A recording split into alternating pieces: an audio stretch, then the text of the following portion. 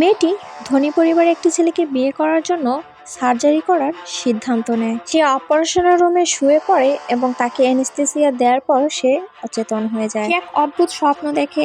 সে দেখে সে অনেক সুন্দরী হয়ে গেছে এবং তার ধনী প্রেমিকের সাথে বিয়ে হচ্ছে। সে যখনই ছেলেটার সামনে আসে ঠিক তখনই সে বুঝতে পারে এটা তো সেই ছেলেটা নয়, এটা তো সেই সার্জন। সে ভয়ে চমকে ওঠে এবং দেখে যে তার সার্জারি কমপ্লিট হয়ে গেছে। এই স্বপ্নের কথা তার প্রেমিককে বলে এবং সে আবারও ঘুমিয়ে পড়ে। গোপনে সে ছেলেটা মেয়েটার ছবি তোলে এবং তার মায়ের কাছে পাঠিয়ে দেয়। কিছুক্ষণ পর আনা আবারও জেগে গিয়ে সে দেখতে পায় তার প্রেমিক এবং সার্জন বাইরে কথা বলছে।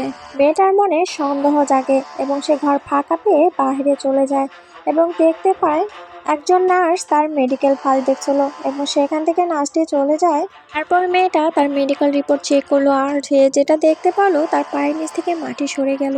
সে যেটা দেখলো তার প্রেমিকই ডাক্তারকে বলেছে তাকে আরেকটা সার্জারি করে তাকে আরো পরিবর্তন করে দিতে। তারপর পাশের রুম থেকে সে শব্দ পায় এবং সে উকি দিতেই দেখে একজন মহিলা যার চেহারার কোনো আকৃতি নেই। তারপর তখনই ডাক্তার তাকে দেখে ফেলে এবং জোর করে তাকে আবারও সার্জারি করে। তারপর তার যখন জ্ঞান আসে সে বুঝতে পারে যে তার দ্বিতীয় সার্জারি হয়ে গেছে।